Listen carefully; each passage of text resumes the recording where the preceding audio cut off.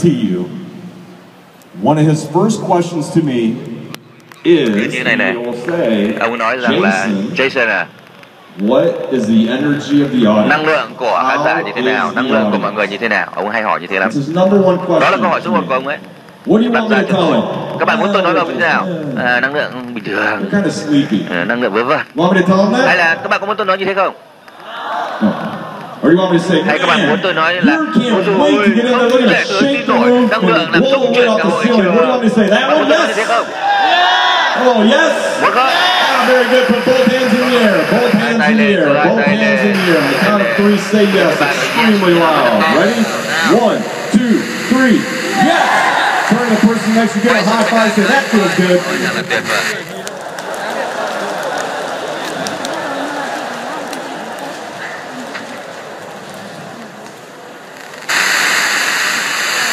Well, I'm proud to introduce this next person to you. I have a feeling you're going to learn something. Với các bạn, tôi tin rằng các bạn sẽ học được một điều gì đó. Is known as Asia's Buffetologist, as he is personally trained by the Buffett family in value investing. He's been trained personally by Mary Buffett. Sean Sia achieved financial success in the stock market before the age of 30 and has trained thousands of investors to achieve consistent results in the stock market. Before I bring Sean Sia up, I need to take you to lunch. Tôi muốn các bạn xem một đoạn video ngắn để giới thiệu về ông ấy. Hãy chuẩn bị sẵn sàng, vì những gì mà các bạn sắp được học đó, nó sẽ thay đổi cuộc đời các bạn. Chúng ta mua bán quyền sở hữu của một doanh nghiệp. Các bạn có muốn biết giá trị của một doanh nghiệp là bao nhiêu không? Bởi vì giá trị của nó phản ánh trên giá cổ phiếu thay đổi hàng ngày. Và bạn phải là PE. Chào các bạn, tôi là Mary Buffett. Did you know that Warren Buffett made billions and billions of dollars only investing in the stock market? It's called value investing. I want to talk to you about Sean Shea, who is a master at teaching the techniques of Warren Buffett on value investing from a business perspective. It's going to help people to have more time for themselves, help them to learn techniques and strategies on how to create wealth, and to improve the quality of their relationships with their family members and friends. We see that in you, Sean. You adjust and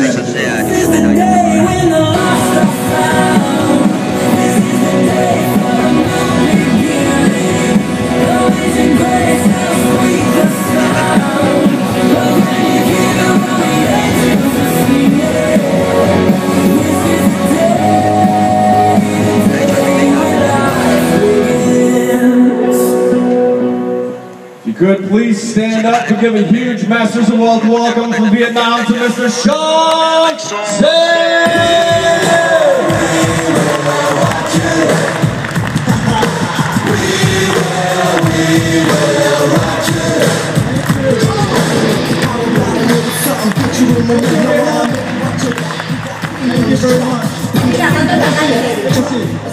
Xin cảm ơn các anh chị.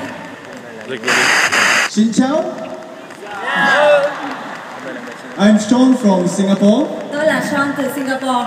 And I'm very excited to share with you value investing method in the stock market. Và tôi rất là hào hứng muốn chia sẻ với các anh chị cái đầu tư giá trị ở trong thị trường chứng khoán. How many of you are ready to learn? Can I see a raise of hand? Bao nhiêu người sẵn sàng học rồi, giơ tay lên được không ạ?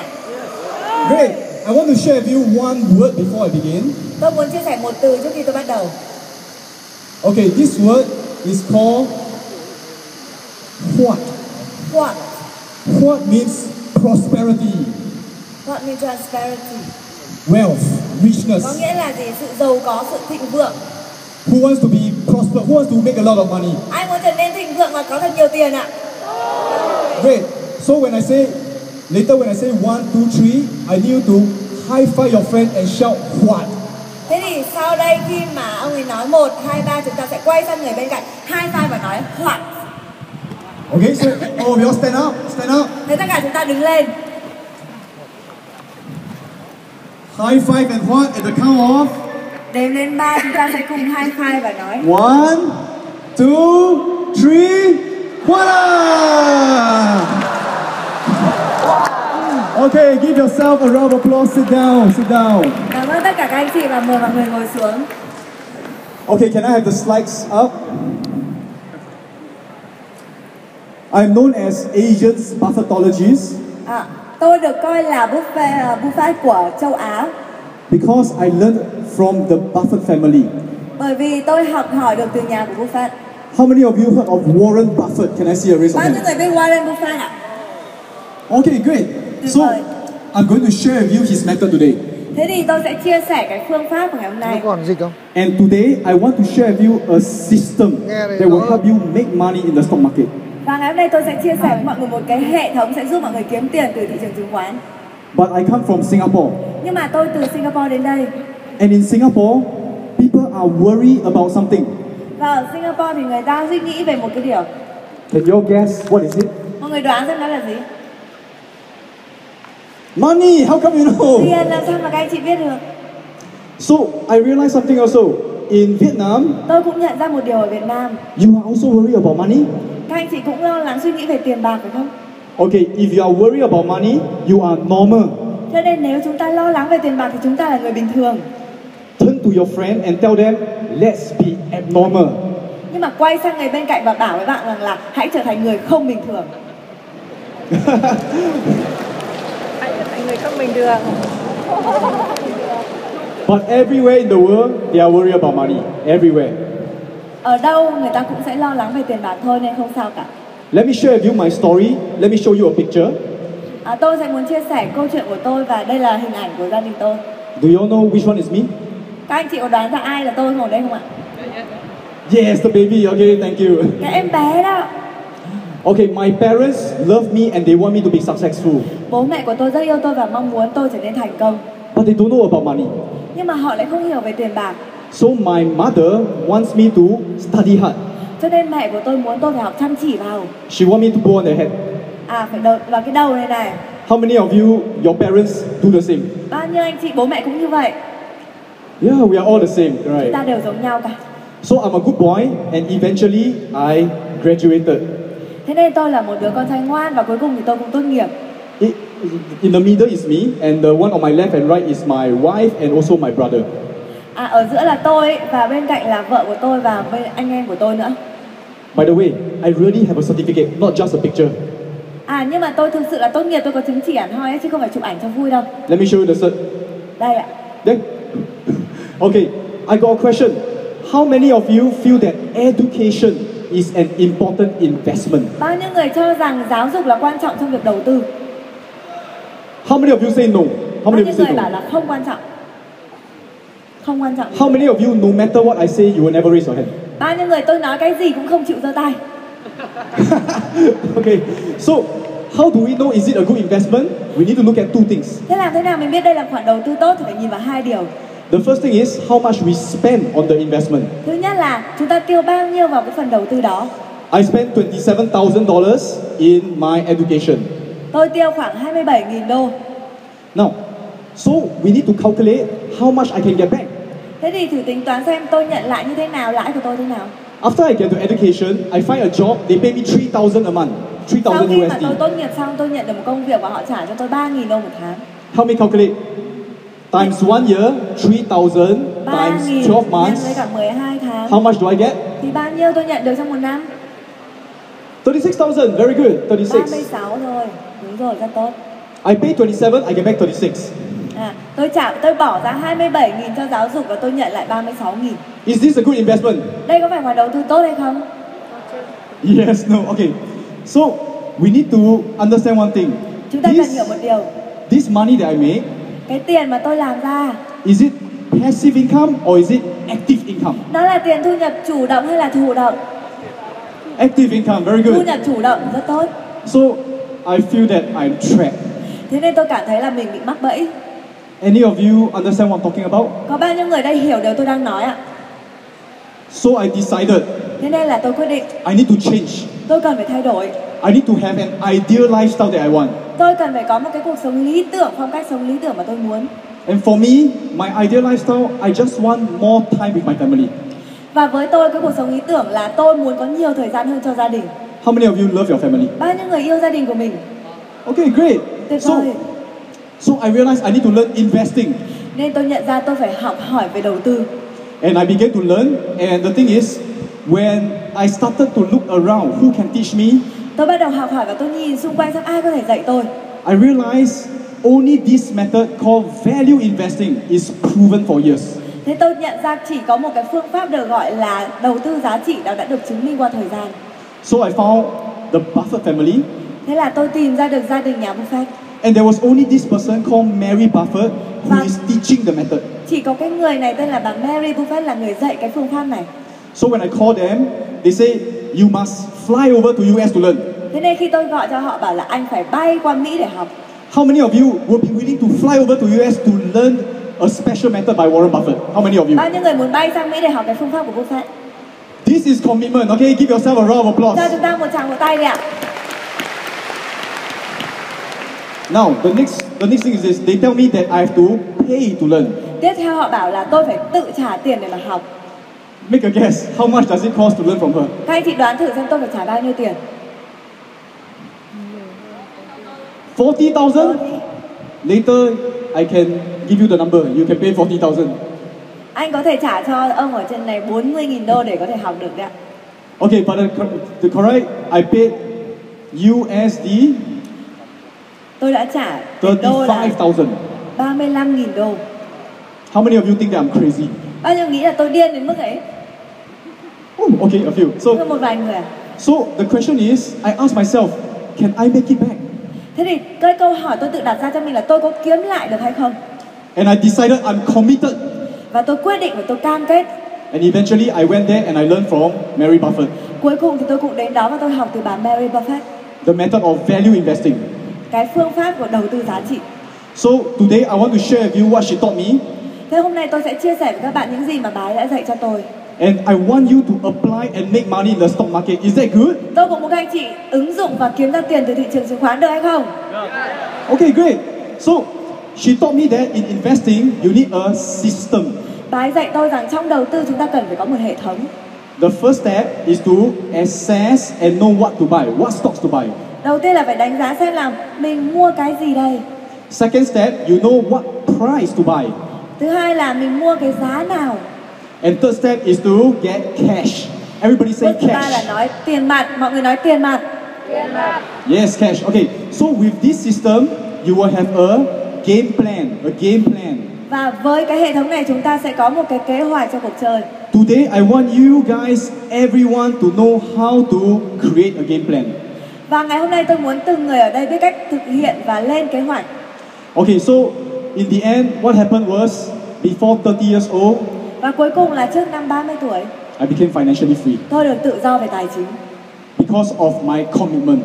Bởi vì cái sự cam kết của tôi. I'm here to tell you, you can do it too. Tôi ở đây để nói với các anh chị là các anh chị cũng làm được. Turn to your friend and say, you can do it too. Quay sang người bên cạnh và nói là bạn cũng làm được. Bạn cũng làm được. Em cũng làm được. So what did I do after I become financially free? Vậy thì nếu mà nói về tự do tài chính là sao? What will you do? Các anh chị sẽ làm gì? Turn to your friend and tell them what will you do when you become financially free. Quay sang người bên cạnh và nói với họ khi các anh chị tự do về tài chính các anh chị sẽ làm cái gì? Thảo luận. Now tell your friend, what will you do? Em tự do tài chính là gì? Em tự do về tài chính thì em thứ nhất là em đi làm từ thiện, em giúp được nhiều người để trở thành công ăn việc làm, thành giàu có. Okay, give your friend a high five and say you can do ai it. cũng nghĩ thế đấy. Quay sang người bên cạnh high five và nói bạn có thể làm được. Em về em gõ trên mạng nhé. Anh là người nuôi For dưỡng me, I đầu left my tiên job 30 đứa and I trẻ spent mồ time côi with Hà my Nội. family. Đối với tôi Cách đây đã 15 rời năm. khỏi công việc làm thuê Người và nuôi tôi dưỡng dành nhiều tổ thời bán gian cho báo gia cha đình. mẹ này. I do not just want to give my family money, I want to be there with them. Tôi không chỉ muốn cho tiền cho gia đình của mình mà tôi muốn ở đó cùng với gia đình của tôi. I want to bring them to see the world. Và tôi muốn cùng với họ đi ra khắp nơi trên thế giới. I want to bring them and I grow up together with them. Tôi muốn ở cùng với gia đình và trưởng thành cùng với các con của tôi. And because of the decision I make, I can do it right now. Và nhờ có cái quyết định ngày xưa tôi ra thì bây giờ tôi đã có thể làm được. So, the thing is, you see, they like superheroes. Và cái vấn đề là các bạn nhìn thấy không ạ? Các bạn And I ấy can thích give siêu them, nhân. I can give them a superhero party. Thế là tôi có thể tổ chức một bữa tiệc siêu nhân cho các con. Now, After I quit my job, I meet up with a group of my university friends. Sau khi mà tôi rời khỏi công việc thì tôi gặp một nhóm bạn mới. And that's where I'm standing here right now because of them. Và vì họ mà tôi mới đứng ở đây. I didn't intend to teach the investing method. Bởi vì tôi không có ý định là dạy cái phương pháp này. But when my friend asked me, Sean, you're not doing anything anymore. Nhưng mà khi bạn bè tôi hỏi là anh Sean, anh chẳng làm cái gì nữa à? Can you teach me how to do it? Anh có thể dạy chúng tôi cách làm được không? How many of you will ask your friends how to achieve financial freedom? Bao nhiêu anh chị ở đây sẽ hỏi bạn bè của mình cách làm thế nào để đạt được tự do tài chính để thành công cho mình? Okay, so I want you to think of friends you can ask. I want you to think of friends whom you can ask also. Thế là tôi bắt đầu nghĩ về những cái người bạn. Because having someone to teach you personally is the best way. Bởi vì có một ai đó mà trực tiếp dạy cho mình ý, đó là cái cách tốt nhất. So the story is I taught my friends. Thế câu chuyện là tôi bắt đầu dạy cho các bạn của tôi. But one of them, the one wearing the red stripes, one of my friends. Nhưng mà một trong số những người bạn của tôi, when I'm teaching them, khi mà tôi dạy cho họ, I say step 1, step 2, step 3. Tôi bảo là bước 1, bước 2, bước 3. And my friend will say, no, it cannot be done. Thế bạn tôi lại bảo là không làm đấy được. So I tell my friend, I say, you must finish listening to me first. Thế tôi mới bảo bạn tôi là anh phải lắng nghe tôi xong đã. And I continue step 4, step 5. Và tôi bắt đầu là bước 4, bước 5. And that same friend say, it cannot be done. Thế là bạn tôi lại bảo là không làm được. So I told him, you are correct, it cannot be done. Thế tôi mới bảo anh ta là anh đúng rồi, không làm được. Because I don't want to teach you already. Bởi vì tôi không muốn dạy anh. So I say, why do you go home? Thế anh đi về nhà đi. Then he realized that I'm upset. Thế là anh ta nhận ra là tôi rất là buồn. So he said, I'm sorry, I will listen to whatever you say. Anh ta mới nói là tôi xin lỗi, tôi sẽ lắng nghe mọi lời anh nói. And that evening, that day when I teach them, that evening, he made $70 that night. 70 US dollars. Và đúng cái tối hôm đó khi mà tôi dạy cho họ ấy, thì anh ta đã kiếm được $70.000. Because I told him to start small. Bởi vì tôi bảo anh ta là bắt đầu. And when he saw the money coming in, he said, it can be done. Và khi anh ta nhìn thấy tiền vàng, anh ta bảo là ô, làm được. Then 2 months later, sau đó 2 tháng, that same friend is making $200 to $300. He makes anh ta bắt đầu kiếm được $200.000 đến $300.000. Then a few months later, he make about $1,000 to $2,000. Và sau đó anh ta kiếm được khoảng thêm $1-2.000 nữa. And now he's financially free. Và bây giờ anh ta hoàn toàn tự do về tài chính. But it all starts with opening your mind. Nhưng mà tất cả mọi thứ đều bắt đầu khi mà chúng ta cởi mở tư duy của mình. Turn to your friend, point at their mind and say, open this one. Quay sang người bên cạnh chỉ vào đầu của mình và bảo là mở tư duy ra. Mở tư duy ra. Mở cái đầu ra. Anh đi học rồi. So after teaching đục them, cái não ra. Thế là sau khi dạy họ, I realized I like to share also. Tôi nhận ra là tôi cũng phải chia sẻ nữa. Even though I make money, I feel happy. Cho dù tôi kiếm được tiền, tôi cảm thấy hạnh phúc. I feel happier when I see other people making money. Nhưng mà chia sẻ với mọi người là cách kiếm tiền tôi còn hạnh phúc hơn. So from then on, I taught many full-time investors. Thế là từ đó tôi bắt đầu dạy rất nhiều những nhà đầu tư toàn thời gian. How many of you think that you may want to become a full-time investor as well? Bao nhiêu người nghĩ rằng các anh chị muốn trở thành nhà đầu tư toàn thời gian? Okay, great. Tốt. But I tell you now, not everybody will become. Nhưng mà bây giờ tôi nói luôn là không phải ai cũng trở thành đâu. You got to ask yourself 2 questions. Các anh chị phải tự hỏi mình 2 câu. Is it logical? Nó có logic không? Is the system suitable for you? Và cái hệ thống này có phù hợp cho các anh chị không? You can see on the picture, these are 2 of my friends. Các anh chị có thể nhìn thấy cái hình ảnh này là 2 bạn của tôi. The guy that I circle, his name is called Daniel. Cái anh chàng mà có khoanh cái mặt đây tên là Daniel. He told me to teach him the system. Anh ta bảo tôi dạy anh ta cái hệ thống này. So I got both of them, I teach them, and that night he made $100. Thế là cái tối hôm đó tôi gom họ lại, tôi dạy vào tối hôm đó anh ta kiếm được khoảng $100. The second month he make about $300 to $400. Tháng tiếp theo anh ta kiếm được khoảng $300 đến $400. 6 months later, 6 tháng sau, make a guess how much is he making? đoán xem là anh ta kiếm được bao nhiêu tiền.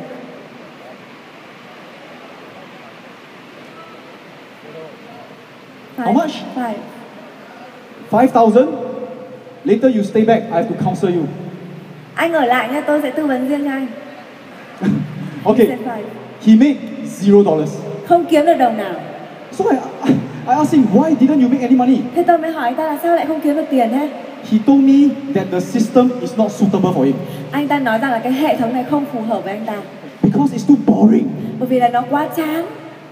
I got a shock. I say, investing is supposed to be boring. Thế tôi mới xong, tôi bảo là đầu tư thì đúng là nó chán mà. 10 turn to your friend and say, let's be boring. Thế nên quay sang bên cạnh và bảo với bạn của mình là hãy cùng nhàm chán nào. Okay. And for Daniel, he never used my system ever again because he make money consistently but it's too boring. Thế là kể từ đó anh ta không sử dụng hệ thống của tôi nữa, bởi vì dù anh ta kiếm được tiền nhưng mà nó quá chán anh ta. So I'm going to share with you the system. You see whether is it suitable and is it logical. Thế thì tôi sẽ cho các bạn thấy cái hệ thống này và xem là nó logic hay không, nó có hợp với các bạn hay không. Okay, the first step is to learn which stock to buy. Bước đầu tiên là chúng ta phải xem là cái cổ phiếu cổ phần nào chúng ta sẽ mua. Now, very simple. In the stock market, there are two portions. Rất là đơn giản, ở trong thị trường chứng khoán có hai bên. The first portion is called the real market. Cái phần thứ nhất chúng ta gọi là cái thị trường thực. These are businesses that is making money and they put themselves in the stock market. Đây là những cái công ty kinh doanh ấy, họ thực sự kinh doanh và họ lên chứng khoán hay lên sàn. So which stock do we buy? Thế thì chúng ta sẽ mua cái gì đây? We buy the one that is making money. Chúng ta phải mua cái cổ phiếu mà cho chúng ta kiếm ra tiền. How many of you know McDonald's? Bao nhiêu người biết McDonald's? Okay, make a guess. Next year, do you think they will make money? Đoán xem năm sau họ có kiếm ra tiền hay không? High chance. Cơ hội cao, cơ hội lớn là họ kiếm ra tiền. There's no guarantee, but it's high chance. Không có cái gì đảm bảo đây, nhưng mà cơ hội cao là họ sẽ kiếm ra tiền. So if we think that McDonald's is going to make money, cho nên chúng ta nghĩ rằng McDonald's sẽ kiếm ra tiền, we're going to buy them and put inside a portfolio. Thì chúng ta phải mua nó và đặt nó vào trong một cái hồ sơ. And you buy McDonald's and they work for you next year, 5 years later, 10 years later. Và có thể nó sẽ giúp ta kiếm tiền năm sau hoặc là nhiều năm sau. The job of a value investor và công việc của một nhà đầu tư giá trị is to collect good businesses. Là phải kết nối những cái ngành kinh doanh, những cái công việc kinh doanh tốt. And the cool thing about the stock market và cái điều hay ho về thị trường chứng khoán is using very small amount of money. Là chỉ cần dùng một cái khoản tiền nhỏ thôi. You can buy your first stock. Cũng có thể mua cái chứng khoán đầu tiên rồi. Then next month you save again and you buy the second stock. Sang tháng sau mình tiết kiệm, mình lại mua cái tiếp theo. It's as low as $50 you can buy a stock. $50 được mà. Yeah, you can buy one stock. And for me, I keep buying and buying and buying. Thế là đối với tôi cứ liên tục mua. And my portfolio gives me cash. Và cái hồ sơ tài sản này của tôi cho tôi tiền mặt. One day, I realized that my portfolio gives me USD $8,000 per month. Một ngày tôi nhận ra cái hệ thống tài sản này cho tôi $8.000 Mỹ một tháng. And I became financially free. Và thế là tôi trở nên tự do về tài chính. It is no magic. Nó không có cái kỳ diệu gì ở đây cả. It is just a step by step system. Nó chỉ là một cái hệ thống từng bước một thôi. How many of you think that this system is logical? Bao nhiêu người nghĩ cái hệ thống này logic ạ? Okay, I got a question. Tôi có một câu hỏi. Make a guess. Các anh chị đoán xem. How many years did I take to build a portfolio that give me 8,000? Tốn của tôi bao nhiêu tiền để có thể xây dựng một cái hồ sơ này như này? How many years? Bao nhiêu ạ? Bao nhiêu năm? 5 years. 3 years? 3 years. 9 years. Okay. For me, đối với tôi, I took 7 years. 7 năm. How many of you are disappointed? Bao nhiêu người cảm thấy thất vọng? How many of you want it by next month? Bao nhiêu người muốn kiếm ra nó được khoảng trong tháng sau là được rồi? I also want, but it cannot be done this way. Tôi cũng muốn nhưng mà nó không làm được như vậy. I want to teach you something that's sensible. Tôi muốn dạy cho các bạn một cái gì đó mà nó phù hợp. Which is to buy profitable businesses. Mua những cái chứng khoán, những cái cổ phiếu của những cái ngành kinh doanh mà nó ra lợi nhuận. So if we think McDonald's can make money, we go into the stock market to buy. Vậy nếu như mà muốn kiếm tiền thì chúng ta vào thị trường chứng khoán để mua. Okay, are you ready to come and pick some real stocks? Các anh chị đã sẵn sàng để mua một vài cổ phiếu thật chưa? Say yes. Nói yes. Okay, good. So we need to start to predict. Vậy chúng ta phải bắt đầu tạo ra. I want to see whether you are good at predicting. Thế tôi muốn kiểm tra xem các anh chị có tốt hay không. Let's predict this, okay? In 2018. Thế chúng ta thử dự đoán cùng nhau nhé, vào năm 2018. There's going to be World Cup. Sẽ có World Cup. I want everyone to think of the country that you think will win. Tôi muốn các anh chị nghĩ về cái đất nước mà nó sẽ giành chiến thắng đó. When I say 1, 2, 3, you shout out the country. Thế khi mà tôi nói 1, 2, 3, các anh chị hô to cái tên nước mà anh chị nghĩ sẽ giành chiến thắng ở World Cup. Anyone going to say Vietnam? Có ai nói Việt Nam không? Okay, let's try. 1, 2, 3. Brazil, Germany. Okay, let's look at the past records. Bây giờ mình sẽ nhìn xem cái kỷ lục của những năm qua. Do you think soccer is easy to predict? Các anh chị nghĩ rằng là bóng đá có dễ dự đoán không? No. Okay, let's try again. Chúng ta thử xem lại nhé. Because in the stock market there are some stocks that are like soccer. Bởi vì là trong thị trường chứng khoán thì một số cổ phiếu của mình nó cũng giống như là chơi bóng đá vậy. Tell your friend don't buy those stocks. Thế bảo với cả bạn của mình là đừng có mua nó. Now let's try another one, netball World Cup. Bây giờ mình sẽ dùng cái netball World Cup. Let's make a guess who win with netball World Cup this year. Thế năm nay mình đoán xem là ai sẽ giành chiến thắng trong cái cuộc chơi này. So think of a country again. Just imagine if you don't watch netball also. Cho dù mình không biết mình cũng cứ nghĩ đi. 1, 2, 3. America? Ở Mỹ à? Okay, let's look at the records. Thế ta sẽ nhìn xem cái kết quả. If I ask you to guess one more time, which country will you guess? Thế bây giờ tôi hỏi lại các anh chị sẽ nói đến nước nào? Australia. You're correct. They won this year. Đúng rồi, họ đã giành chiến thắng. Give yourself a round of applause for guessing correctly. Vỗ tay đi ạ. Now, what is the lesson behind this? Vậy thì bài học ở đây là gì? The lesson is we only go and predict things that can be predicted. Chúng ta chỉ có thể dự đoán cái mà dự đoán được. So we only buy businesses that show that they have good track records. Cho nên mình chỉ mua những cái ở cái công ty mà đã thể hiện cho chúng ta thấy là họ làm ăn tốt trong nhiều năm. Criteria number 1, consistent profits. Là gì ạ? Những cái lợi nhuận liên tục có được. Okay, let's look at some real stocks. Thế chúng ta sẽ cùng nhìn vào một số các cái chứng khoán thực. Who thinks Toyota will make money this Ai nghĩ next rằng year? Toyota sẽ kiếm ra tiền ạ? Okay, good. This is their past 10 years profits. Đây chính là lợi nhuận trong 10 năm vừa rồi của họ. Now, let's compare with Disney. Chúng ta so sánh với Disney nha. Which one gives you confidence? Cái nào cho chúng ta tự tin hơn? Disney, correct. Disney. You guys are good stock pickers as well. Các anh chị đúng là nhà đầu tư giỏi đấy. Let's go faster, you will see how simple it is. Đây mình đi nhanh hơn mình sẽ xem này. Which stocks gives you confidence? Cái gì khiến mình tự tin hơn? Nike. Nike, right? Đúng rồi. HP. HP, máy tính HP nữa. The stock market is very simple. Và cái thị trường chứng khoán nó đơn giản như vậy. You just pick stocks that are making money consistently. Mình cứ chọn cái cổ phiếu nào của những công ty mà nó liên tục làm ra lợi nhuận. Okay, next four. Tiếp. Yum, correct? Yum. Anyone else? Còn gì nữa? Usana, correct. It's very simple. Rất là đơn giản như vậy. The stock market has been around for more than centuries. Và thị trường chứng khoán nó đã rời cả thế kỷ nay rồi. And those who know how to pick the correct one will become very rich. Với những người mà biết cách lựa chọn loại chứng khoán đúng ấy sẽ trở nên giàu có. The system works anywhere in the world. Và cái hệ thống này nó sẽ hiệu quả. So let's look at the Vietnam stock market. You want to look at that? Thế chúng ta sẽ nhìn vào thị trường chứng khoán Việt Nam nhé. Các anh chị muốn nhìn nha. Yes? Okay, great. Do you all recognize some of these brands? Do you all recognize the brands?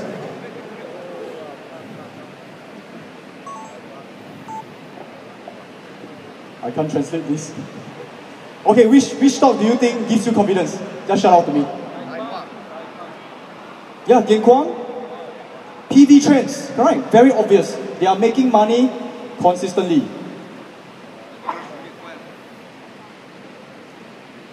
It's okay, let me go on to the next slide. Which one? Vinamilk. Vinamilk is Vietnam dairy products. So, I'll wait for him. You're learning something so far? Yes, okay, great. You just wait for him for a while.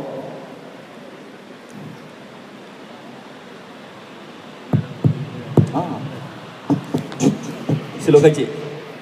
Okay, so it is very simple. Tức là mọi nguyên tắc rất đơn giản thôi các anh chị ạ. You guys also know which stocks to pick. Các anh chị cũng có thể biết được xem là cổ phiếu nào là cổ phiếu nên đầu tư. In our shopping list, bây giờ trong cái danh sách cổ phiếu mà chúng ta mua đó, we need to know what stocks to buy. Chúng ta cần phải biết là mình mua cổ phiếu nào vào, what price to pay, và mua ở cái mức giá nào, and when to sell, và khi nào thì ta bán chị. Very simple. Đơn giản như vậy thôi ạ. So now, do you know what stocks to buy? Bây giờ các anh chị đã biết những cổ phiếu nào mình cần phải mua chưa? How many of you know? Can I see? Bao nhiêu anh chị có thể biết được là mình cần phải mua cổ phiếu nào? We buy those that's making money consistently. Chúng ta mua những cổ phiếu mà họ có cái lợi nhuận ổn định đó. So okay, once we choose them, we will filter them out. Khi chúng ta lựa chọn và chúng ta sẽ sàng lọc những cổ phiếu này. And those that we like, we put inside our shopping list. Và những cổ phiếu mà chúng ta thích thì chúng ta sẽ đưa vào cái danh sách theo dõi để mua. Let me remind you why they are on my shopping list. Và tôi sẽ nhắc cho anh chị biết xem là trong danh sách của tôi gồm những cổ phiếu nào. Can you tell me why? Why are they there? Các anh chị có thể cho tôi biết lý do tại sao lại những cổ phiếu này không ạ? Because they are making. Bởi vì là những cổ phiếu này kiếm được profits, lợi nhuận. Đó. You can see they are making profits year after year after year. Các anh chị thấy là năm nào cũng vậy, cứ năm sau họ lại kiếm được nhiều lợi nhuận hơn. If you buy all these stocks here and nếu như các anh chị mua tất cả những cổ phiếu này ở đây, and you put inside your portfolio, và các anh chị cho vào cái danh mục đầu tư của mình, do you think you are going to make money next year? Thì theo các anh chị có kiếm được nhiều tiền không ạ? Yes, it is very very simple. Chắc chắn là rồi, nó rất là đơn giản như vậy thôi. So now, are you able to apply this? Vậy các anh chị có thể áp dụng được những nguyên tắc này không ạ? Who say yes? Ai nói có thể áp dụng được? Okay, great. But I want to share with you this. Và tôi xin chia sẻ với các anh chị thêm thế này. There are some people who come to me after learning. Có một số người ta đến gặp tôi sau khóa học. They didn't apply. Và người ta nói là cái này không áp dụng được. And they will tell me things like. Và người ta nói với tôi những điều như này. I don't have financial background. Tôi không có được những kết quả như tôi muốn. I never study accounting. I never study economics. Vì là tôi không học kế toán, không học về kinh tế, cho tôi không biết làm. This is a lousy excuse. Nhưng xin thưa các anh chị, đó không phải là những cái lý lẽ chúng ta có thể đưa ra đâu ạ. Turn to your friend and say no excuses. Quay sang bên cạnh đi và nói đừng lấy cớ.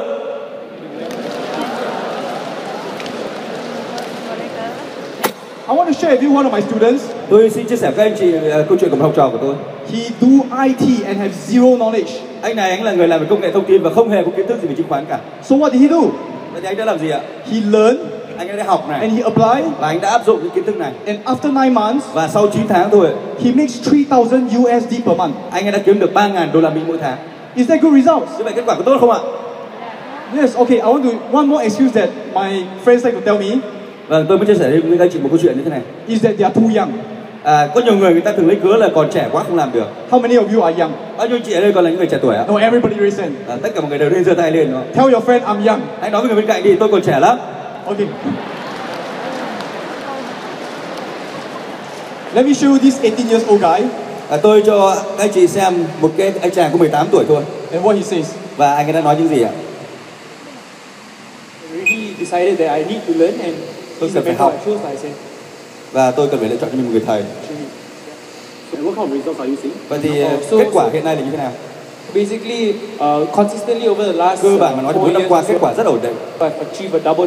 Và tôi đã đạt được cái lợi nhuận 2 con số. Năm nào cũng như vậy thôi, cái lợi nhuận đều tăng trưởng lên. Bây giờ khoảng 3.000 đô một tháng. So it's helped me. It really helped me a lot. Thực sự hỗ trợ cho tôi rất là nhiều. The one achievement I có một cái thành tựu của tôi trong năm nay đó là nhờ vào việc tôi đã đầu tư giá trị và nhờ vào những lợi nhuận mà tôi có được từ đó. Và tôi mới đây cũng đã có thể mua thêm nhiều bất động sản. Hơn nữa. Và năm nay thì tôi mới được 22 tuổi. So there's no excuses. Vậy không có cái gì là chúng ta có thể viện cớ ra đây cả. How many of you are young? Có bao nhiêu chị còn trẻ nào? Great, you can start right now. Rất tuyệt vời, và các chị có thể bắt đầu ngay từ bây giờ. So now back to the system. Giờ chúng ta sẽ quay trở lại với hệ thống. We know what kind of stocks to buy. Chúng ta đã biết là mình phải mua những loại cổ phiếu như thế nào rồi đúng không ạ? The next question is. Vậy thì câu hỏi tiếp theo là gì? When to buy? Khi nào ta sẽ mua? Is that an important question? Đó có phải câu hỏi quan trọng không ạ? Yes, let me share with you how to do it. Và tôi xin chia sẻ với các anh chị về câu hỏi đó. Now, let's try together. Chúng ta sẽ cùng nhau thử làm nha. On the board is IBM. Ở trên cái bảng này là mã cổ phiếu của công ty IBM. Look at the profits is going up. Các anh chị nhìn không? Lợi nhuận nó đang tăng lên. Is it a good company? Đây có phải là doanh nghiệp tốt không ạ? Yes, question is when to buy. Đúng là nó tốt, nhưng khi nào thì ta sẽ nên mua? So let's play a game. Vậy chúng ta sẽ cùng thử xem nha. You can see that the price went up and it comes down. Các anh chị thấy không? Khi giá đi lên rồi nó lại xuống này. I need everyone to decide. Và tôi cần tất cả các anh chị cùng phải đưa ra quyết định. Will you buy? Các anh chị có mua không? Will you wait? Hay là còn chờ đợi nữa? Or will you sell? Hay là các anh chị sẽ bán ở cái thời điểm này? Let's just try out. Các anh chị cùng thử với tôi xem nào. How many of you will buy? Bao nhiêu người sẽ mua nào? How many of you will wait? Bao nhiêu người sẽ chờ đợi tiếp? How many of you will sell? Bao nhiêu người sẽ bán? How many of you will see what other people are doing? Bao nhiêu người sẽ còn chờ xem tiếp tục thế nào nữa? Okay, for those who buy, với những người mà mua vào đấy nhá, congratulations. Thì xin chúc mừng các anh chị. The price went up 20%. Vì giá nó lại tiếp tục tăng lên sau đó. You would have sold off and you make money. Và các anh chị bán đi thì kiếm được rất nhiều tiền. Now, there's another chance now. Vậy các anh chị nhìn nhá, lại tiếp tục xuống này. The stock market always give a second chance. Thị trường chứng khoán nó luôn luôn mang lại cho chúng ta cơ hội thứ hai. And when they give you discount, you must buy. Nhưng mà khi mà giá nó rẻ rồi đó là các anh chị phải mua vào. Now, question now is, right now, will you buy? Who will buy? Câu hỏi đặt ra là ở thời điểm này ai là người sẽ mua nào? Okay, for those who buy, với những chị em mua vào đó, congratulations. Thì xin chúc mừng các anh chị. You lose a lot of money. Vì các anh chị đã mất rất nhiều tiền. So now, It went up again. At this stage, what will you do? Will you buy? Và nó xuống đến đáy rồi nó lại lên tiếp một chút. Đến thời điểm này bao nhiêu người sẽ mua? Congratulations. Chúc mừng các anh chị. It went up. Các anh chị lại kiếm được tiền rồi. Okay, now here who will buy? Đến thời điểm này ai là người sẽ tiếp tục mua? Wow. Who will sell? Ai sẽ bán nào? Congratulations. Chúc mừng các anh chị. You went all the way bán up rồi thì nó and tăng never một come nữa down. cơ đúng không ạ? I did that in the past. Trước đây trong quá khứ tôi đã từng mắc sai lầm như I thế. try to guess where the market is going. Tôi cứ đoán xem là thị trường nó sẽ đi theo hướng nào. Very stressful. Và rất là căng thẳng và ức chế.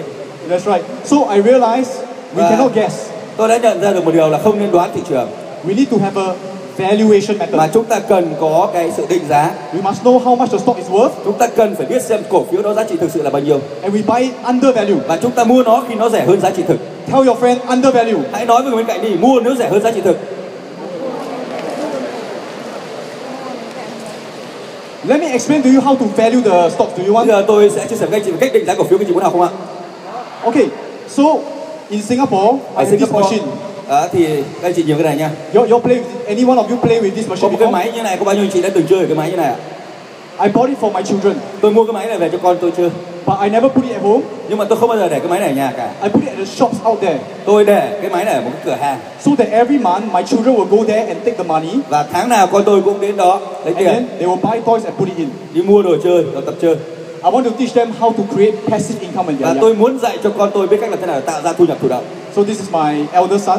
Và đây là đứa con trai lớn của tôi đó. And my daughter. Đây là con gái của tôi. And they are collecting money, you can see. Và các cháu đang lấy tiền ở cái máy đó ra.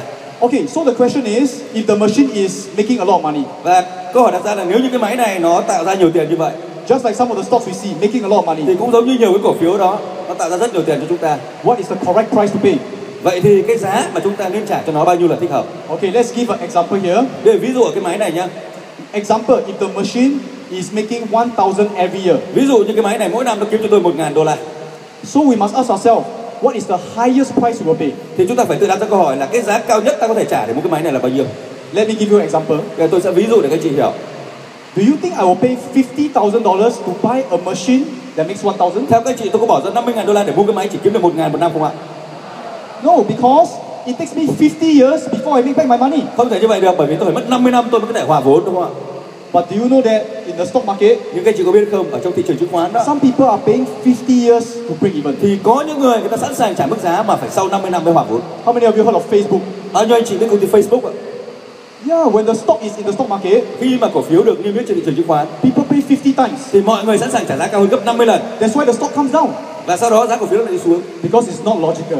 Bởi vì nó không có logic thế nào cả. Okay, so what is a logical number? Vậy thì cái con số thực sự logic là gì ạ? I want to share with you the number is called 10 years.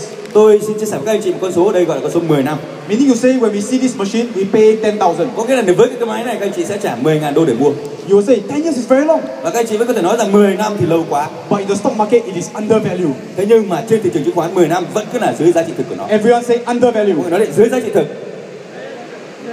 Understand something so far? Anh chị hiểu không ạ? Okay, so now after you understand this idea, sau khi các anh chị đã hiểu được những cái ý tưởng như thế này rồi, let's put it back in the stock market. Okay. Bây giờ chúng ta lại quay trở lại với thị trường chứng khoán. IBM, you can see the buy price is 100. Các anh chị thấy cổ phiếu IBM hiện nay đó, giá của nó là như thế. And the sell price is 120. Giá vào là 100 và giá bán là 120. This was the stock that we saw just now. Và đây là cái cổ phiếu mà chúng ta cũng vừa nhìn thấy trên biểu đồ đó. Now with a $100 valuation line. Tóm lại là bây giờ chúng ta có một cái đường định giá ở đây là $100. Can you see when should we buy? Và các anh chị có thấy là chúng ta nên mua ở cái mức độ nào chưa ạ? Can you understand? Các anh chị có hiểu không ạ? Yes, and when you buy, và khi các anh chị mua vào á, the stock will go up. Thì giá cổ phiếu nó sẽ tăng and you make money. Thì mình sẽ kiếm được tiền. Is it simple? Có đơn giản không ạ? Okay, some more examples. Một số ví dụ nữa để các chị hiểu thêm ạ. Usana. Cái cổ phiếu Usana. I valuate it at $38. Và định giá của tôi với cổ phiếu này là $38. So when do I buy? Above the line or below the line? Vậy là tôi mua khi nó ở trên hay là ở dưới cái đường thẳng này ạ? Below, correct. Dưới đường thẳng là tôi mua vào. I bought this stock at $37. Ví dụ tôi mua cổ phiếu giá $37. And now it is $130. Và bây giờ nó là $130 chẳng hạn. I make a profit of 100 over 1000. Tôi kiếm được là $101 tiền lợi nhuận. And some more examples. You heard of Starbucks? Các anh chị có biết Starbucks không ạ? You can see there's this gentleman, he's my student. Các anh chị thấy ở đây là một người học trò của tôi này. He told me he found Starbucks. Và anh ấy đã bảo cho tôi biết là anh ấy đã kiếm được cái cổ phiếu Starbucks này. And the value is $58. Và định giá của nó là $58. And when he found it, it is $33. Khi mua thì anh mua với giá chỉ có 33 đô thôi. Then he asked me a very weird question. Và anh ấy hỏi tôi một câu hỏi rất là hay. He asked me, Anh hỏi là gì ạ? Sean, what should I do? Sean à, tôi nên làm gì đây? What should he do? Thế các bạn thì nên làm gì ạ? What should he do? Anh ấy nên làm gì nhỉ? Buy. Nên mua thôi đúng không ạ? But I realized something. Nhưng mà tôi đã nhận ra một điều thế này. Even after I teach so many things, kể cả sau khi tôi đã dạy rất nhiều điều như thế, when people go inside the stock market, they feel scared. Khi mọi người bước vào thị trường chứng khoán thì vẫn cảm thấy sợ hãi. How many of you know what I'm talking about? Bao nhiêu anh chị hiểu ý tôi ạ? So I told him what. Okay, actually I told him something, then he bought. Và cuối cùng tôi đã nói một điều gì đó khiến cho cậu trò đó mua vào. I told him this. Tôi nói thế này này. I also want to buy. Tôi cũng muốn mua. So he bought. Thế là cậu mua luôn. And then we make about $50,000. Thế và rồi chúng tôi kiếm được cái lợi nhuận là $54 trên một cổ phiếu này. Yeah, so let me go into the Vietnam stock market. Bây giờ chúng ta sang với thị trường chứng khoán Việt Nam. Dien Quang, you can see the entry price. Các anh chị thấy cái giá mua vào, định giá của chúng ta đối với Dien Quang là ngưỡng này. When do we buy? Above the line or below the khi nào line? ta mua trên hay dưới đường thẳng ạ? Below the line, and if dưới you đường thẳng thì sẽ mua vào. Nếu giá xuống dưới đường đó thì mua. Shoot up a lot. Đó, và nó tăng lên rất nhiều, các chị thấy không ạ? Okay, how about Vinamilk? Thế còn cổ phiếu Vinamilk thì sao ạ? Okay, let me ask you. What should you do here? Do you buy or do you wait? Theo các anh chị là ở cái ngưỡng mà tôi khoanh tròn, các anh chị mua hay là chờ đợi tiếp ạ? Very good. Rất là tốt đấy. Okay, now it drops down. Các Do anh chị we chờ buy đợi nó giảm or do xuống we rồi wait? thì mua hay là làm thế nào ạ? Buy. Mua Okay. đó, dưới cái đường đó là mua. Now it's on top. Do Bây giờ we ở bên trên rồi. do we buy or do we sell? Ta mua hay bán nhỉ? Very good. Now it drops down. Do we buy Bây or giờ do nó we lại wait? giảm xuống rồi, mua hay bán ạ? And it shoots all the way up. Và rồi nó tăng vọt lên như thế. You guys are genius. Các anh chị là những thiên tài rồi đó. Turn to your friend and say you are a genius. Các anh chị đã là những thiên tài, có thể bên cạnh nói đi ạ, bạn là thiên tài đó.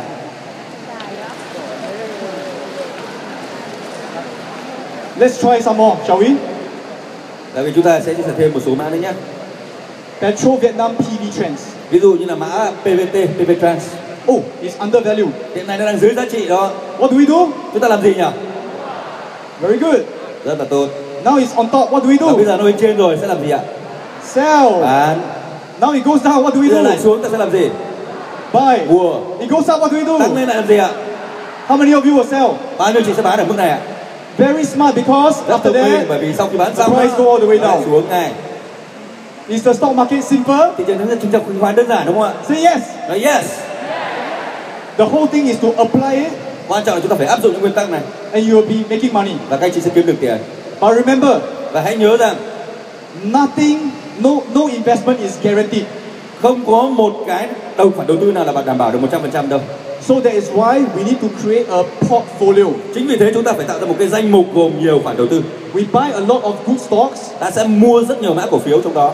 Even if one of them close down, Và kể cả là có một cổ phiếu nó we still make money. thua lỗ thì chúng ta vẫn có thể kiếm được tiền trong danh mục đó. Tell your friend, build a portfolio. Hãy quay sang người bên cạnh và nói rằng hãy mua theo một danh mục. Now I want to share an important lesson. Bây giờ tôi muốn chia sẻ những bài tập, những bài học quan trọng. And this lesson is taught to me by my student. Và đây là những cái bài học mà tôi rút ra được từ những bài học trò trước của tôi. Okay, this student, you can see the lady in the middle. Các anh chị thấy cái người phụ nữ mà tôi khoanh tròn này là một học trò của tôi. She's a nurse working in Singapore. Chị ấy trước đây là một y tá làm việc tại Singapore. After attending my lesson, Và sau khi học những cái bài học về chứng khoán của tôi, she applied. thì chị đã áp dụng những nguyên tắc đó. And about 2 years later, she's making about 1,000 every month. Và khoảng 2 năm sau đó thì mỗi tháng trung bình chị kiếm được $1,000. But in Singapore, 1,000 is very little. Nhưng mà ở Singapore thì $1,000 cũng không phải là nhiều nhặn gì. So when I talked to her over dinner, Và khi mà ăn tối thì tôi có nói chuyện với chị ấy. I told her, I say, maybe you should find another job. Tôi nói với chị là có lẽ là em nên tìm một công việc khác đi. Because working as a nurse, you earn very little. Bởi vì là em làm y tá đó thì em kiếm được rất ít tiền. Find another job that makes you more money. Tìm một công việc khác và kiếm nhiều tiền hơn đi. Then use the money to build your portfolio. Và sau đó em dùng cái số tiền đó để em xây dựng một cái danh mục đầu tư của mình. So instead of making 1,000 every month, you'll make about 4 to 5,000 every Để month. thay vì từ cái việc đầu tư kiếm được có 1.000 một tháng, thì em sẽ kiếm được 4-5 một tháng. Then you become financially free. Và lúc đó em sẽ có được tự do tài chính. And you can do whatever you Em có want. thể làm bất cứ những gì mà em muốn. Then I asked her, Và sau đó tôi hỏi cô ấy là thế này: what will you do when you become financially free? khi mà em có tự do tài chính hoàn toàn rồi thì em sẽ làm gì? And she told me this, Và cô ấy nói tôi này: I want to be a nurse. I want to be a nurse. tôi muốn trở thành một y tá, vẫn là một y tá. So she told me, money is not the most important thing. Cô ấy nói với tôi là tiền bạc không phải là điều quan trọng nhất. Your dreams is the most important Ước thing. mơ mới là cái thực sự quan trọng. I feel so embarrassed when I Và talk tôi to cảm her. thấy vô cùng xấu hổ tôi nói đó. So do you have dreams? Các anh chị có ước mơ không ạ? How many of you have dreams? Bao nhiêu người có ước mơ trong tay ạ? Great. Hang on to your dreams. Và hãy giữ lấy ước mơ của mình. Another guy, you can see the arrow pointing at Đây là him. một anh chàng nữa mà tôi đang chỉ mũi tên vào đó. His name is called Ivan. Anh ấy nói rằng anh ấy cũng rất muốn thành công. And let me share with you what are his dreams. Và tôi xin chia sẻ với anh chị câu chuyện về anh chàng này. In fact, initially when I started, right, I Thực ra lúc đầu mới làm á, hundreds thì tôi kiếm được vài trăm đô la mỗi per tháng. month, a few $100s per month, Vài trăm đô la tháng. and I realized the system is Và tôi workable. nhận ra rằng là cái hệ thống này rất là hiệu quả. So after a while, Thế sau một I thời become gian more confident. thì tôi tự Now tin I'm hơn. making around Và bây close to giờ about tôi đã kiếm được khoảng 4.000 đô la 5,000 tới 5.000 đô la every month. mỗi tháng. So how does that help you in your life? Để nó giúp cho anh Well, nhìn lại trong cuộc definitely sống changed của my life anh. Nó because thay đổi cuộc đời của tôi. Now I get to spend a lot more time Bây giờ with my tôi children, có nhiều thời gian hơn với with con this cái của system, tôi. I Và believe bằng I cái hệ can thống này á, continue to do this. thì tôi tin rằng tôi vẫn tiếp tục thành công được. So what are your dreams? Vậy thì ước mơ của anh chị là gì ạ? Let me share with you the funny story. Và tôi xin chia sẻ với anh chị một câu chuyện rất hài hước thế này. Ivan wanted to spend more time with his children. Và tôi á, thì đã làm việc với anh này và đã gặp gỡ những người con cái của anh ấy. Now he spent too much time with his Bây children. giờ anh dành ra quá nhiều thời gian cho con cái của mình. At home, he began to write books, Và anh bắt đầu là dành thời gian để viết sách, sharing the system that I taught him. chia sẻ với mọi người về cái hệ thống mà tôi dạy cho anh ấy. And now he become very famous. Và bây giờ anh trở thành một người rất nổi tiếng rồi. And he realized inside there's another dream. Và anh ấy nhận ra rằng là trong lòng anh ấy còn một ước mơ nữa. He wants to be someone who helps other people Anh ấy become muốn trở thành một financially người nào free. đó giúp đỡ những người khác để đạt được ước mơ của họ. How many of you want to help other people become Bao nhiêu anh chị ở financially đây free? muốn giúp đỡ những người khác đạt được ước mơ của họ? Yeah, so one day you may be famous as well. Và bây giờ anh cũng rất là nổi tiếng rồi. You may go on TV, Anh ấy đã xuất hiện trên truyền go on hình, radio, lên trên làn sóng phát and you can thanh, help a lot more và anh ấy people. đã giúp đỡ được rất nhiều người rồi. So it is possible. Như vậy hoàn toàn có thể làm được anh chị ạ. Tell your friend you can do Nói với người it. bên cạnh đi, bạn làm được. Anh làm được. So now we have talked about what stocks to buy. Bây giờ chúng ta đã nói về chuyện là mua cổ phiếu nào rồi này. We talk about when to buy the stocks. Khi nào thì mua cổ phiếu ta đã biết rồi. I want to share with you how to bring in cash. Và bây giờ tôi sẽ nói với các anh chị là làm thế nào để chúng ta mang tiền về túi mình. When I learned from Mary Buffett, Ngày xưa khi tôi còn là học trò của Mary Buffett, she told me that if the cash don't go inside your account, thì chị nói rằng nếu tiền mặt mà chưa được chuyển vào tài khoản của chúng ta, you are not really investing. thì có nghĩa là chúng ta chưa biết đầu tư rồi. You are just playing a game. Chúng ta chỉ đang tham gia một trò chơi mà thôi. Real investors Những cái nhà đầu tư đích thực bring in cash. bao giờ họ có thể mang tiền mặt về. So now there are many different cash methods. Và có rất nhiều cái phương pháp khác nhau để chúng ta mang tiền mặt về. I want to share with you there's the most powerful one. Và tôi sẽ hướng dẫn cho các anh chị một cái cách nó hiệu quả nhất. This one is a little bit more advanced. Cách này nó hơi cao cấp một chút. How many of you want to learn? Bao nhiêu anh chị muốn học cách này ạ? Because if you learn this, you can apply it immediately. Vì các anh chị mà học cách này thì có thể áp dụng ngay lập tức được đó. And you can start to make 100 to 200 every month. Và các anh chị có thể kiếm được hàng trăm đô la mỗi tháng. And start small. Và lúc đầu thì chúng ta làm nhỏ nhỏ vậy thôi. And slowly build up to a few Để dần thousand. dần chúng ta xây dựng cái danh mục và nó lên nhiều hơn nữa. So the criteria for this method, Vậy cái tiêu chí để chúng ta áp dụng phương pháp này á, you need to have a shopping list of là 15 các anh chị stocks. phải có một cái danh sách gồm 50 những cổ phiếu. You must know what stocks to buy. Phải biết những cổ phiếu nào là những cổ phiếu You cần must know mua what price to buy. và mua ở mức giá nào, And you must know what price to sell. và phải biết là sẽ bán ở giá nào. Let me show you how it works. Tôi sẽ hướng dẫn cho các anh chị cụ thể về cách làm nha. I'm going to share with you this idea called options. Tôi sẽ chia sẻ với các anh chị một cái ý tưởng làm đây gọi là làm theo quyền chọn. How many of you never heard of options Bao nhiêu anh before? chị chưa bao giờ nghe tới khái niệm quyền chọn trong chứng khoán ạ? Today, most of you will be the first in Vietnam to learn this method. Hôm nay ấy, rất nhiều anh chị ở đây sẽ là những người đầu tiên ở Việt Nam được học cái phương pháp quyền chọn này. And this method is based on value investing. Và cái phương pháp này nó dựa trên đầu tư giá trị. It's based on the Warren Buffett method. Nó dựa trên phương pháp của Warren Buffett. Tell your friend, I'm excited to learn. Hãy nói với người bên cạnh đi, tôi rất muốn được học đây. Come on, say it again. Say that you're really Hãy nói excited. lại, nói như mình thực sự muốn đó. Okay, so we talk about selling options. Bây giờ chúng ta nói về quyền chọn bán. Let me explain. Options and stocks are different. Các anh chị phải hiểu là quyền chọn và cổ phiếu là hai thứ khác nhau. In the stock market, when we buy a stock, Ở trong thị trường chứng khoán khi mà các anh chị mua cổ phiếu đó, we are buying a business. thì là chúng ta đang mua một phần của doanh nghiệp. And what kind of business do we buy? Và chúng ta mua cái doanh nghiệp gì nhỉ? Those that are making Những doanh nghiệp mình phải kiếm được profits. Very lợi nhuận good. ổn định, đúng không ạ? Now, options is something very interesting. Quyền chọn nó là một khái niệm rất thú vị. In the options market, Trong cái thị trường quyền chọn đó, we are selling options. thì chúng ta bán đi những quyền chọn. What are options? Vậy thì những quyền chọn nó là cái gì ạ? Options is a promise. Quyền chọn thực ra nó chỉ là một cái lời hứa thôi. For example, if I sign a contract with, let's say, this gentleman, Ví dụ như là tôi ký một hợp đồng với các anh chị ở đây, I'm promising him I will do all the things in the contract. thì là tôi đang hứa hẹn với các anh chị những điều gì đó trong cái điều khoản hợp đồng. So in the options market, when I sell it to him, I'm promising him. Vậy thì khi mà tôi bán cái quyền chọn cho một người khách hàng nào đó thì có nghĩa là tôi đang hứa hẹn với người đó một điều gì đó. And in order for me to promise him, và điều đó có nghĩa là tôi cho phép người ấy he must pay me. Sử dụng cái quyền chọn đó, người đó phải trả tiền cho tôi. That's why this method you can collect money immediately. Cho nên là trong cái phương pháp sử dụng quyền chọn này chúng ta có thể mang tiền về túi ngay lập tức. I will explain it step by Và step. tôi sẽ giải thích từng bước để các anh chị hiểu rõ. There are two important rules. Có hai cái điều quan trọng. The first rule is you only promise what you can promise. Có nghĩa là các anh chị thứ nhất là chỉ được phép hứa hẹn những cái điều mà mình có thể hứa hẹn. You must be able to fulfill the promise. Có thể là mình hứa hẹn thì mình phải có thể đáp ứng được cái lời hứa đó. The second rule is you must only promise what you want to promise. Cái thứ hai nữa là chúng ta chỉ nên hứa những cái điều mà mình thực sự muốn. Let me give you an example. Để tôi sẽ nêu ví dụ để các anh chị hiểu về điều này. This is a picture of me and my wife. Đây là hình ảnh tôi và vợ tôi. Many years ago. Từ cách đây nhiều năm rồi đó.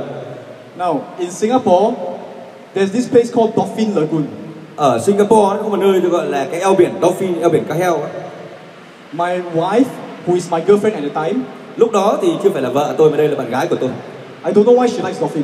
Và tôi không biết là vợ tôi thích cái gì. Tại sao lại thích cá heo? But when the Dolphin Lagoon, nhưng mà chúng tôi đến cái vùng Dolphin Lagoon này, she wants me to bring her there on the first day. Và vợ tôi muốn tôi đưa vợ tôi đến cái khu vực này vào cái ngày hẹn hò đầu tiên. On the grand opening. Và vào cái ngày đó cũng là cái ngày mà nó bắt đầu khai trương. So I was bringing her along and going towards Dolphin Lagoon. Và tôi đưa vợ tôi đến cái khu eo biển cá heo này. Suddenly there's a guy, he was wearing a name tag. Và bất ngờ có một anh chàng, anh đeo một cái thẻ tên này. He come and talk to us. Anh đến gặp chúng tôi, nói chuyện với chúng tôi. And he say, guys, can you do me a favor? Anh nói là hai bạn giúp tôi một chút có được không? Before we can say anything, và trước khi chúng tôi kịp nói một điều gì đó, he told us this. Thì anh nói thế này. He said that Dolphin Lagoon's grand opening is today. Anh nói là hôm nay sẽ là ngày khai trương của cái khu vực Dolphin Lagoon này. And the chairman is coming to cut the ribbon. Và ông chủ tịch ông sẽ đến đây. But he said there's nobody inside. Nhưng mà bên trong lại không có người nào cả. Can you do me a favor? Vậy thì anh chị giúp tôi được không? Can you go inside the Dolphin Lagoon? Mời anh chị đi vào trong cái khu vực này có được không? And when he cut the ribbon, you clap. Và chúng tôi sẽ miễn phí cho các anh chị. Các anh chỉ cần vỗ tay thôi. Before we can say anything, và trước khi chúng tôi kịp trả lời, he said this. Thì anh ấy nói thế này. After you clap finish, sau khi mà chúng tôi kết thúc chương trình, there's buffet lunch for you to eat. Thì sẽ có bữa buffet ăn trưa để mời các anh chị. And before we can say anything, và trước khi chúng tôi kịp trả lời, he said after the lunch, anh nói là ăn trưa xong, you can go down and touch the dolphin. Các anh chị sẽ được đi chơi. Usually it costs $50. Cho các anh chị $50 để sử dụng miễn phí. But for you it's free. Tất cả đều miễn phí cho các anh chị. And before we can say anything, và trước khi chúng tôi kịp nói bất cứ một điều gì, he said that if you are willing to help me do all this, thì anh nói rằng nếu như các anh chị sẵn lòng giúp chúng tôi làm điều này, I pay you $200. Tôi sẽ trả thêm $200 nữa cho các anh chị.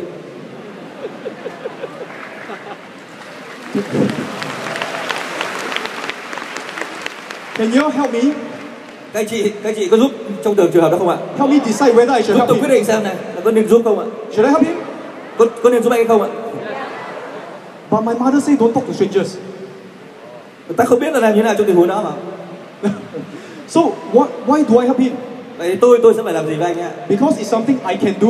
Đó là một điều hoàn toàn tôi có thể làm được. And I want to do. Và tôi muốn làm điều đó. So that's why I went in and help him. Cho nên đó tôi đã vào trong đó. Now, this kind of opportunity, đây là một cái cơ hội never happened to me again. Mà không bao giờ nó có xảy ra một lần thứ hai với tôi nữa cả. But it happens in the options market every single day. Nhưng mà trong thị trường quyền chọn chứng khoán đó thì ngày nào cũng có những cơ hội như thế đến với chúng ta. But the criteria is, về với tiêu chí của chúng ta là gì ạ? You must know what stocks you want to buy. Các anh chị phải biết trước là mình muốn mua cổ phiếu nào. You must know the entry price, the buying là mức price, giá nhập vào, mua vào của chúng ta là bao nhiêu, and the selling price. và giá bán ra là bao nhiêu. With this is called a complete game plan. Đây là một cái bản kế hoạch hoàn chỉnh cho cái cuộc chơi của chúng ta. The keyword is complete.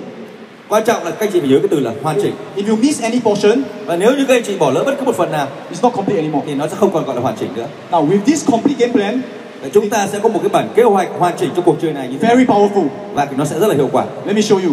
Thì tôi sẽ hướng dẫn cho anh chị hiểu. I know I want to buy this stock at 50,000. Bây giờ tôi biết là tôi muốn mua cổ phiếu của công ty này. So I buy the stock at 50,000. Tôi sẽ mua cổ phiếu đó với giá 50.000. And now I go inside the options market. Và bây giờ tôi bước vào cái thị trường quyền chọn. In the options market, trong thị trường quyền chọn, a guy come and offer me. Có một anh ấy nói này. He said that Sean, I want to buy your business at 80,000. Anh nói là Sean à, tôi muốn mua lại với giá 80.000. Should I deal with him? Tôi có nên giao dịch với anh không ạ? Yes, because it's in my game plan. Dĩ nhiên rồi, đúng không ạ? Vì là tôi đã có cái kế hoạch sẵn rồi. Now in the options market, he will say this. He said that help me hold your business for 4 weeks. Và trong thị trường quyền chọn thì nó sẽ nói là tôi sẽ trả giá 80.000 nhưng mà trong vòng 4 tuần. Don't sell to anyone. đừng bán cho ai, giữ lại cho tôi trong 4 tuần. And when I come and buy from you in the 4 weeks, và trong vòng 4 tuần đó khi tôi đến mua của anh, I will pay you 80,000. thì tôi sẽ trả cho anh giá là 80.000. So what do I do? Vậy tôi sẽ làm gì trong tình huống đó? Actually very simple. Thực ra rất đơn giản các anh chị ạ. I tell him to give me a deposit. Tôi sẽ nói với anh khách hàng này là đặt cọc một phần cho tôi. In the options market, this is called premium. Cái này ta gọi là cái số tiền chọn chênh mà chúng ta được giữ lại. This money, this $1,000 that is paying me, cái $1,000 đặt cọc này nó là cái khoản mà tôi được phép giữ lại. It's for me to promise him. Đây là tôi giữ lại để mà cam kết các lời hứa để bán cho anh ấy trong vòng 4 tuần. Okay, so let's see what's going to happen. Vậy thì xem chuyện gì sẽ xảy ra sau đó. I already collected $1,000. Có nghĩa là tôi đã thu được $1,000 mà anh trả cho tôi về túi tôi. I have to hold the business for 4 weeks. Và tôi sẽ phải giữ lại cái cổ phiếu của doanh nghiệp đó trong 4 tuần để anh mua. There are only two possible situations. Chỉ có 2 tình huống có thể xảy ra ở đây. The first situation is option expires. Tình huống thứ nhất là cái hợp đồng quyền chọn đó hết hạn.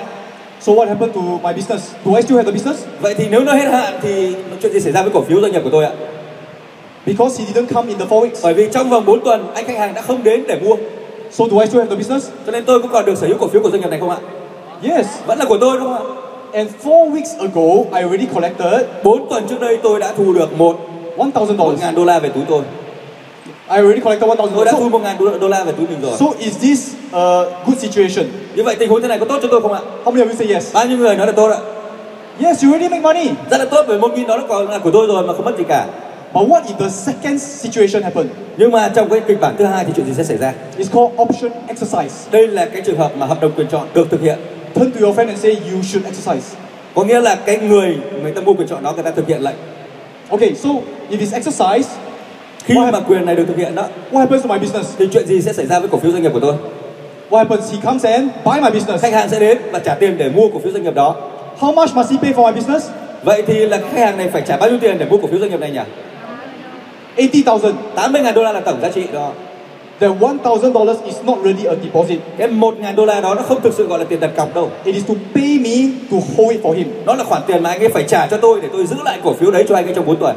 So I collect 80,000. Cho nên là khi mà anh ấy đến mua tôi thu cái số tiền 80.000 về. I remember 4 weeks ago. Nhưng các chị hãy nhớ rằng cách đây 4 tuần. I already collected 1,000. Tôi đã thu trước $1,000 nữa rồi. So is this scenario good? Như vậy kịch bản này có tốt cho tôi không ạ? Scenario 1 is good. Kịch bản số 1 cũng rất là tốt. Scenario 2 is also good. Kịch bản số 2 cũng rất là có lợi. How can it happen? Như vậy tại sao lại có thể xảy ra tình huống đó nhỉ? In value investing, trong cái lĩnh vực đầu tư giá trị, we call this a checkmate situation. Đây là một cái tình huống mà chúng ta hết sức có lợi. No matter what happens, we win. Dù chuyện gì xảy ra, chúng ta vẫn là người chiến thắng. But we only can do that if we have a complete game plan. Chúng ta chỉ có thể làm được điều này nếu chúng ta có một cái bản kế hoạch hoàn chỉnh cho cuộc chơi của chúng ta. Are you all learning something? Anh chị có học yes. gì không ạ? Anh nói yes. Okay, so I can share with you that Warren Buffett does that as well. Và tôi xin chia sẻ với các anh chị rằng Warren Buffett cũng làm những điều như thế đó. You can see that he sell options. Các anh chị thấy là ông ấy cũng hoàn toàn sử dụng những như thế này, quyền chọn. And he make 4.5 billion in premiums just like that. Và ông ấy kiếm 4,5 tỷ đô la, cái tiền thu trước đó, như là 1.000 vừa rồi đó. This is the exact system I'm teaching you now. Đây là cái mà nó hoàn toàn có thể áp dụng được trong thị trường của chúng ta. How many of you also will go and make 4.5 billion? Bao nhiêu anh chị muốn kiếm được 4,5 tỷ đô la như thế này ạ? Okay, later you all stay back. I counsel you. Này, các anh chị hãy ngồi đó và tôi sẽ giúp cho anh chị. Because we have to start small. Bởi vì lúc đầu chúng ta bắt đầu làm nhỏ thôi. Start with $50. $50 thôi. Then move to $100. Rồi ta tăng lên $100. Then a few thousand. Rồi là $1.000. I want you guys to be sensible. Is that okay? Tôi muốn các anh chị phải hết sức là lý trí trong đầu tư, anh chị hiểu không ạ? So you can see Warren Buffett he's making money, and for me I make about 100, 200, then I slowly increase. Và Warren Buffett kiếm rất nhiều tiền, còn với tôi thì lúc đầu cũng kiếm 100, 200 rồi bắt đầu tăng dần lợi nhuận lên như vậy. And I took 7 years before I make $8,000 a month. Và mất 7 năm sau tôi mới có thể kiếm được $8.000 một tháng. But I got good news. Thế nhưng mà tôi có tin mừng cho các anh chị đây. Who loves good news? Có ai muốn tin mừng không ạ? Yeah. The good news is, tin mừng là gì ạ? After a lot of people that I train, sau khi mà tôi đào tạo rất nhiều người, they take much faster than me. Thì họ thành công nhanh hơn tôi rất là nhiều. Do you know why? Anh chị có biết tại sao không ạ?